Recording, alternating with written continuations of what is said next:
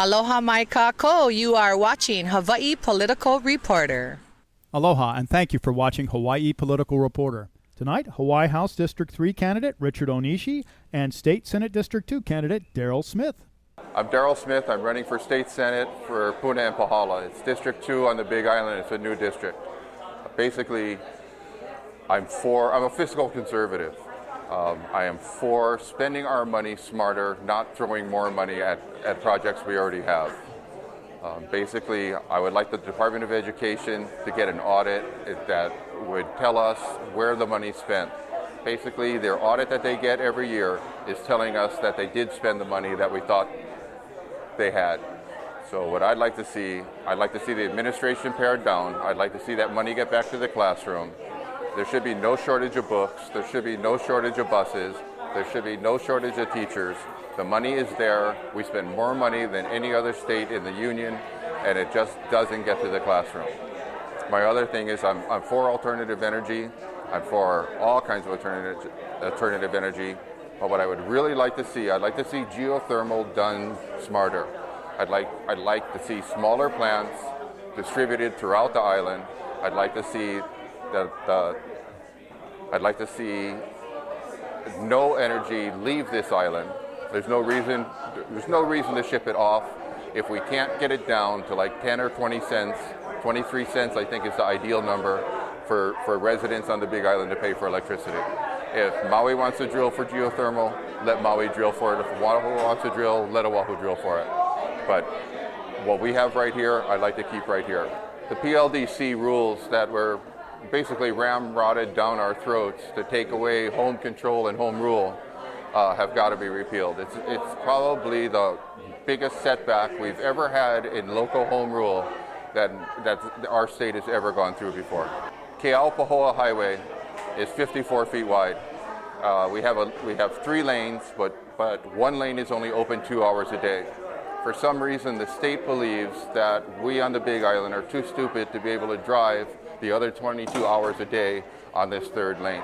That's ludicrous. I mean, the road is wide enough to have 3 lanes every day and 2 lanes coming into Hilo in the morning, and let's turn it around and do 2 lanes going home to Pahoa in the afternoon. We had ramrodded down our throats. I'm talking about the construction industry and the people of the Big Island. Last year, we were given a national building code that didn't even apply to residential. We were given a commercial national building code, and it made it apply to residential. They're trying to fix that now, but it's even well beyond anything we need. We don't need snow loads. We don't need super high wind loads. We don't need safe rooms. What we need is affordable housing. I've been working on affordable housing for 16, 17 years now. And every time we take a step forward, the county pushes us about a foot backwards.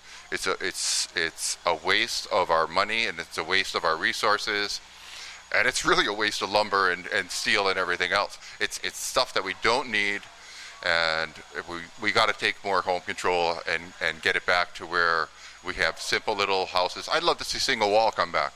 I live in a single wall house, and it's just fine. It's about 50, 60 years old, and it's fine. Let's get back to some reality check, and don't tell me how many feet of snow I need on my roof. Basically, we need codes that meet the people's needs more than codes that dictate to people what they need to do. If we're gonna only do what Big Brother tells us to do, we're losing our individualism, and we're losing our rights. Governor Romney and I, we both agree. We agree. We ought to bring the tax rates down. I felt the same as the president did. Governor Romney, I'm glad that you agree. But let's come back to something the president and I agree on. And the two of you agree that the voters have a choice between the two of you. Wondering who to vote for when Romney and Obama agree on so many things? Remember, you do have other options come November 6th. Tune in to see the second round of debates between the major third-party candidates on October 30th.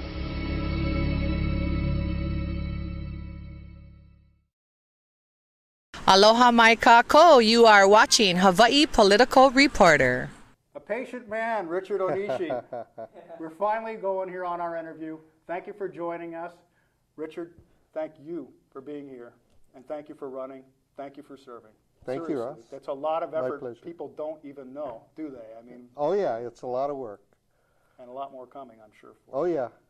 So, Richard, could you please give us a little bit of your background? Let's start off with, a little bit of, why, I guess, your qualifications to run and your background, and then maybe we'll get into, the area that you're going to be serving, Okay. and what you hope to accomplish.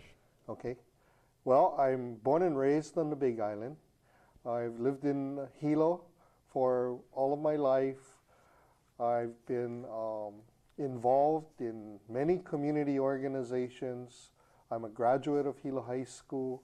I have a Bachelor's of Business Administration's degree from the University of Hawaii at Hilo. I served 4 years in the military, in the Army, after high school. Came back to Hilo and decided this is where I'm going to end up living the rest of my life. And why am I running? Well, I've been involved in politics since, I guess, Wayne Metcalf was a representative representing Hilo. I got involved with his campaign, was his campaign chair for 3 elections. And when Wayne decided that he no longer was going to run for the State House, he asked me if I was interested and willing to run. So I did. I ran against Jerry Chang and Dennis Yamamoto in a 3-way race for Democratic primary, and that was a winner-take-all. And unfortunately, I came in second, and that was almost 20 years ago. And since then, I've been involved in the Democratic Party. I've been involved with numerous campaigns. I'm the East Hawaii coordinator for Senator Daniel Akaka. I was involved in Mazie Hirono's gubernatorial campaign as one of the East Hawaii chairs. I've done a lot of lobbying with various community organizations, Hawaii Island Adult Care, American Cancer Society. I've been actively involved with the Hawaii Government Employees Association because I'm a county worker, and I was actually even president for the organization for 2 years. And through that experience, I also had to do a lot of lobbying of the legislature. I know many of the legislators, a lot of administrative people. So for me, I felt really comfortable doing this. Yeah, it sounds like you've been spending years and years, developing the relationships and knowing the people and the problems, and probably, which buttons to push to, hopefully get something done about them. Yeah. I'm just curious now, you said you were in the Army. What were you doing in the Army? Or were you... Well, after high school, I didn't really know what I wanted to do. So what I decided was getting away for a while and experiencing something different would be, a good benefit to me, really important. So I decided to become a surveyor. And in the military, the surveyors work with the artillery as land surveyors, and that's what I did for 4 years. Where were you stationed? I initially was stationed at Fort Sill in Oklahoma. I was there for 2.5 years. I worked for what is the U.S. Army Field Artillery Board, and it's a tremendous function of the artillery branch because we test all of the equipment, we test all of the new ideas, we test even weather instruments and things like that, because those all deal with artillery. And so I was there for 2.5 years, and after that I went to Germany and served in Germany for 1.5 years. I feel very fortunate to, I am a voter in your area, and I tell you, Richard, you and honestly the other two, I think we have really good people, the quality of you guys. And one thing I particularly am really, really happy, and I can see it here, even just that experience, a lot of people may not realize, but you've been there, you've done it, and of course it's not really your purview, so to speak, with the job you probably be getting, but having the experience of being in the Army and knowing what the military is, I think would make people think a little bit more carefully of how they deploy them and what we expect from them. Exactly. My experience in the military was somewhat unique. I volunteered right at the end when they were beginning to end the draft. So although I didn't get drafted, I was considered one of those draft era military You must be about the same veterans. age. I think I was I must admit, I probably was a big chicken. I was happy I didn't go, but you had the guts. Yeah, and through that experience, I met a lot of guys that got drafted. And, they were many of them were pulled out of college in their second, third, and in some cases even in their fourth year. Oh, that's got to be so frustrating. It was for them very frustrating. But, the thing that I honored them with is the fact that they all came to work and did their job, even though, many of them were not happy to be there. Not all of them, felt that the Vietnam War at that time was something that we should be involved in. And also at that same time, we were beginning to withdraw from Vietnam. And so, it was a very interesting time, a tremendous experience for me, excuse me, to learn a lot about what the world was going through. Richard, I got to thank you again, because it's not just the Army. But to me, I think it's really important, if people are towards the top in leadership positions, it's very important to have been kind of towards the bottom. It's very important, right? Oh, yeah. When we have your guys marching, Yeah. It's good to know what they're actually going to encounter. So that's tremendous. And obviously being out, and I'm sure you appreciated being back to Hawaii a little bit more, I'm sure, too. Let's face it, Oklahoma is not quite as, well, let's just be honest, not quite as pretty. It's beautiful, the people here, Well, I did consider making the military a career, but and another one of those military experiences, after they ended the draft, they still needed to be able to recruit people. And unfortunately, because of Vietnam War and the draft and all those circumstances, people were not joining up. I can bet. So what happened is they began this all-volunteer army, and they began to give people who committed minor crimes an option of either joining the military or going to jail. And unfortunately, we began to get into service guys who really didn't want to be there either, and did everything they could, to try to make things difficult. And I was a sergeant at that time, in charge of a squad, and so you're caught between yeah, that's the terrible it thing just in the middle, isn't didn't it? work, and I said, before something goes bad, I better Were decide any to of get those? out. Were any of those? I'm just curious. As aside, were any of those guys kind of turned around and made the better for it, or was everyone almost always, just fighting you in a problem? I would say you got about 20% of them that really felt that they got a second break. Yeah, and But they made many of something out them were like, hey, 3 years of my life was too long to spend for what I did, and they were just upset. Yeah, I know. A friend of mine told me a similar story. He was in the Navy, and he told me that wasn't too pretty. When the guys got locked in the ships, there, it made life tough. Yeah. Well, okay, now you've done some things. You were telling me some of the people you were lobbying for, and I think really what you were trying to say is advocating for, trying to help. Okay? Exactly. And these are the health care and adult care you were saying, okay, and you worked for the county.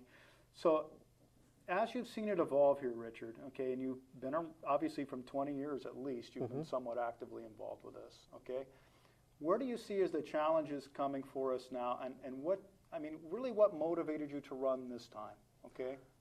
Well, I really believe that we need to begin to develop our own Hawaii sustainable environment. Revenue income, agriculture, jobs, all of those, I think, all are tied in together. And we really need to focus on developing alternatives. Energy is another key important factor, and through all these years, people have been talking about this for years and years. And, I bring it up, and everybody has brought this up. But really, I'm the kind of a person who, once I get involved, I like to get my hands dirty. I like to solve problems. And I think that's one thing I read your flyer, and it says you have system analyst that's tied up now. Interestingly enough, all my family is engineers. One of them designed the nose actually for Mercury, and so one was aeronautical, one was automotive. I used to be a broadcast engineer. So I'm experienced with this, and I think it's very good because a systems approach is really what you have to take to this. Exactly. And a lot of people don't understand that. Now, on the energy, I've studied this extensively myself, and I'm in this business, actually. Okay, so you can probably, I imagine, do the calculations. And this is why I feel we're really fortunate, especially with Richard here, because he's going to be able to do the calculations and hopefully get to the bottom of the technical, because from my experience, being frank, a lot of the people in the legislation and stuff, they really don't, they have BA degrees. They don't understand. They cannot get to the technical details, which is really important. Well, I've already installed my own, not my own, but I've already installed a PV system at my home, really beginning to look at my footprint in terms of energy consumption. And, so those are really key issues that I think, need to be addressed. I think so, and I used to be myself. Even though I'm in the business, and I play a lot of people who have no other power because I'm doing off grid. I really wasn't so green, so to speak. But I think Russell Ruderman kind of woke me up to this, and I really see it here because, Hawaii truly is isolated in a sense too. And my personal belief is that there are going to be changes coming down the pike here that are not going to be easy to deal with if we're not prepared. Exactly. And as far as the sustainable, one thing you probably know that, and a lot of people don't, and it's important to realize. You think whatever energy you use on your home bill and your car, multiply it by 3, because that's the percentage, because we have so many overheads. For example, let's say in Walmart, you're buying food from there, they have to refrigerate it. It has to come in on the ship. Exactly. It has to be taken off from the, at the port. So we have an incredible energy footprint here. We really do. We do. And then on top of that, what you talked about, and it is definitely solvable, and there's many ways we could do it on the stationary power, but we're talking, transportation is much trickier. The ships, the boats, the planes, the cars. So that's quite a challenge, and I think we can do it now. Back to that just for a second, okay? And I think this is where, you're going to have a tough time in a way, and anybody would. You mentioned something I looked at a YouTube video you had at the Democrat rally, and you mentioned that you have a pretty diverse area that you're serving. Exactly. And it's true. Shall we say headache? Okay, because that's the truth. I mean, everybody wants something different. You're going to be caught in a tornado, I suspect, here in some ways. Yeah? The district is huge. From the Hilo beginning portion, the Hilo portion of the district, to the end of the district, which is in Punaluu, that's 52 miles along the Volcano Highway, Highway 11. And, historically, there have been so many communities that really feel like they're independent communities. They all have different needs. We may have similar problems, but how they go about solving them are really dependent upon the people that live there, and they all have different ideas. What my experience has been over the last 30 or so years, and especially having been in the JCs, is that, when you go and address problems, the first thing you have to do is sit down and listen to the folks that have the problem. And, really sit down and listen to them, find out, okay, what are the issues? What do they think may be solutions? And you can't just talk to one group in that community. You have to be able to go out and talk to the various groups in that community. My background and training as a system analyst really is working with people, finding out what are their concerns, what are the issues, what kinds of problems do they have, what they think might be solutions. And then on the other side, I go and I talk to the vendors who have solutions, whether it's software or hardware solutions, find out what they have to offer, and then I try to bring both groups together and try to coordinate a solution that'll service the public. Really, all of the people that I work with at the county, their main focus is how they can best serve the county. And so that's really the way that I approach many of these issues. These are the ways that I'm going to be approaching the issues within our large community. I really respect that a lot. I do believe this thing has to be looked at systemically. I think what's going to be a little tricky, like you said, balancing all the needs out. I always have a personal concern too, because sometimes it's very easy to come up with the kind of solution that does kind of affect some individuals, you know, a little bit more than you'd like, you know, and I think that's got to be a tough one for you to deal with, but I wish you luck on that, and I know you're going to, I truly believe you're going to try to do the best for people, you know, I'm sure of that. Well, thank you. So, Richard, now, okay, what do you see? We've gone into energy some, and we know your approach. You're going to listen, and that's incredibly important, and I access, and that's, you know, how are people going to contact you? And, you know, for example, how do you envision the actual process of interacting with you and the people when you're in the office? Well, I think the good thing is that the legislature currently has, you know, a significant amount of ability in terms of getting public input. But really, my approach is going to be, I have to be out there in the communities. I've been meeting with different kinds of groups and organizations, different leaders in the community, trying to build those relationships. So once I get elected, you know, it's going to be easy for me to make calls and make contacts and say, hey, you know what, these things are coming up. How do they affect your community? What kind of problems do you see might occur? You know, we can talk. This way I'll be able to talk to people, you know, and get feedback from them. Do you have any specific things that are a priority for you to look into now? I know, like Russell, one thing I think, and I really like your approach with the sustainability there in that sense, and a practical, you know, again, I think you got to look at the calculations and stuff on this, because a lot of it really is pie in the sky too. Mm-hmm. But what can actually be done that we can do, we should do. You know, one thing I would just, like, coming as a side, and I don't know if you've seen his, or you haven't, I haven't put it on air yet, but if you'd see his interview, he mentioned to me how tremendously difficult it is for people, like, for example, if they want to make yogurt or do anything with dairy here. And you know that most of the dairies are shutting down and going. Right, exactly. So hopefully you would maybe look in, and obviously if the two of you are on the same wavelength there, maybe you can get a little bit more done. But what do you see as far as issues that, if anything, besides the alternative energies that you might want to go after, or anything kind of in your sights, Richard? Well, definitely our district, Russell and I have talked a little bit. I've talked a little bit with Zenlo Kern. I really see agriculture has played a major part in how we develop and design the district from Hilo all the way out to Punalu. There have been tremendous efforts already made. In some cases, we just need to help some of these people get to that next level. You know, what I would like to see begin to develop, and with the state's backing, is the ability for us to begin to develop businesses that are related to particular agricultural industries. A good example would be chicken farming. Okay, in the state of Hawaii, we have one chicken farm now that produces eggs in the entire state on Maui. Okay. That's Kalei eggs. Okay. Okay. Our chicken farm down in on the way to Kawahai, that closed a number of years ago.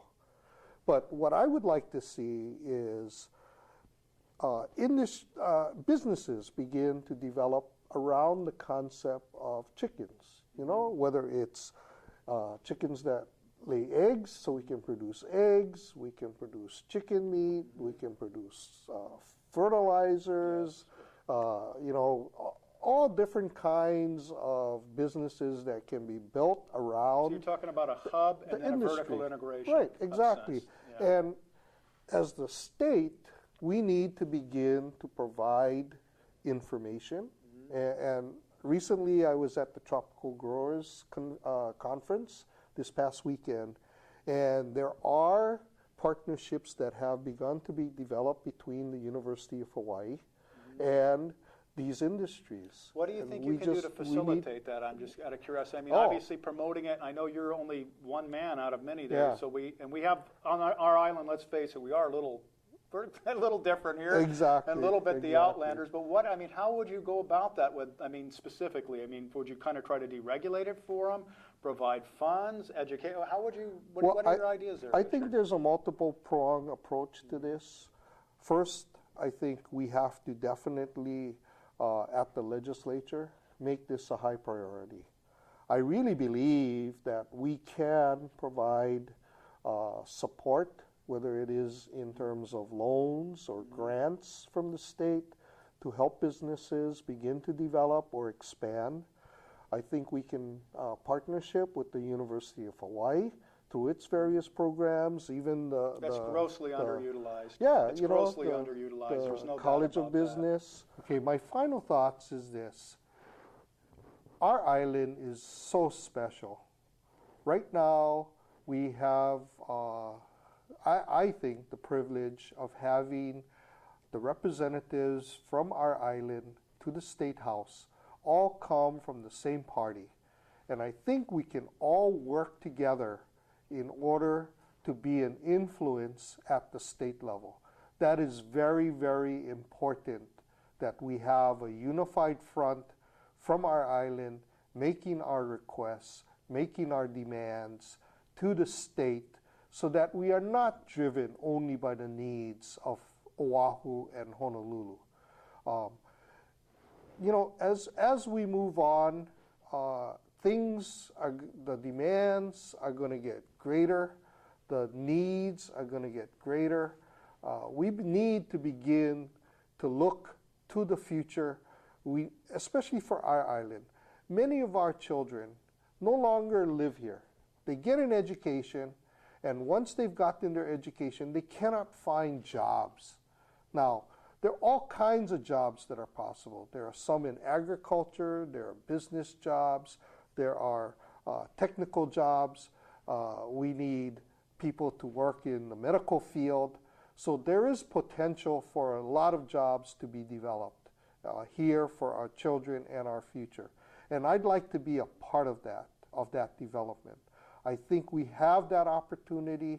I think it is important that we have a team of legislators that will focus on that. I've talked extensively with some of those that have already been elected, and I believe that they all feel the same way. So that is very important. Now, what I need your help to get me elected. I need for you to talk to people. You've listened to some of my views. I hope you believe in my ability to help our communities move forward. I am very concerned that we not treat each of our communities the same way. There's no cookie cutter approach to addressing our problems. What it takes is getting in there, talking to the people, finding out their concerns and issues, and helping to develop solutions by bringing various kinds of resources, whether they're private or government or nonprofit types of solutions. Whatever it takes, I've been involved in many of these areas, and I believe that I can come up with solutions that will help communities solve problems. I need your support. I need for you to come out and vote for the general election, and I hope you can vote for Richard Onishi. Thank you very much. I really appreciate Ross, it. I appreciate this is fun. I got to tell you, I got a little thrill listening to the. I mean, I'm not like Chris Matthews or anything like that, no, but in a really nice way, because it is true. We really have to keep a front here, and it's nothing against. Look, I mean, it's always a balance between the whole and and the individual or smaller, Sure. isn't it? It is. But I think obviously you have. It's like I know Stephen has told me you've seen the whole thing here. I grew up in an area kind of that was underdeveloped too when I was young. And it's good to have the perspective. I know you feel for the people. You understand the differences in the community. You see the vision. I also admit, and it's true, I can see a great synergy between you and Richard developing. I mean, between you and Russell developing. And I called Russell Richard today. Hey, Russell! Hey, no. But between you and Russell, I really can see that. And I would personally be very happy to do whatever I can to support you guys, in that. So thank you very much again. Ross, thank you for running. this. And listen, people, it's tough what they have to do. So thank you, Richard. Thank you, Ross, Aloha. for this tremendous Good luck. opportunity to get my word out. And I really vice versa, appreciate and that. vice versa for us. Thank you. Thank you, Richard. Aloha. In 1913, the money power of the country was taken away from the people, but it was given up in the Federal Reserve Act. The Federal Reserve is no more federal than Federal Express. You try a hide and destroy a freedom man. You sick agenda. We know you anti-American. You come forward American Constitution. 1913 corrupt in the system. Devalue dollar, hyperinflation. The Federal Reserve, controlled by Lucifer. He